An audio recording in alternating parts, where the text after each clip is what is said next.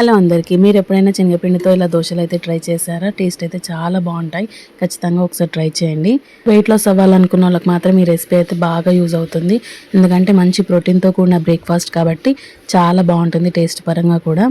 ఈ దోశ కోసం ముందుగా శనగపిండి తీసుకొని అందులో ఉప్పు, కారం, పసుపు, ధనియాల పొడి, కొద్దిగా జీలకర్ర, వంట సోడా, టమాటా, ఉల్లిగడ్డ ఇంకా మీకు ఇష్టమైన వెజిటబుల్స్ కూడా యాడ్ చేసుకొని వేసుకోవచ్చు. ఇంకా మంచిగా వేడైన తర్వాత పిండి కొద్దిగా వేస్తూ కొద్దిగా స్ప్రెడ్ చేసుకోవాలి లైట్‌గా.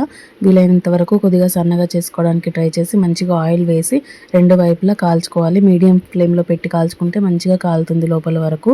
ఇలా మీడియం ఫ్లేమ్‌లో మంచిగా గోల్డెన్ కలర్ వచ్చేంత వరకు మంచిగా కాల్చుకొని సర్వ్ చేసుకోవాలి. టేస్ట్ అయితే చాలా బావుంటుంది. అండ్ దీనికి వెజ్ ఆమ్లెట్ అని కూడా పేరుంటుంది. తింటుంటే కూడా కొద్దిగా ఆమ్లెట్ టేస్ట్ వస్తుంది. చాలా బావుంది. ఖచ్చితంగా ట్రై చేయండి. అండ్ ఈ వీడియో గనుక నచ్చితే ఒక లైక్ చేసి సబ్స్క్రైబ్ చేసుకోండి.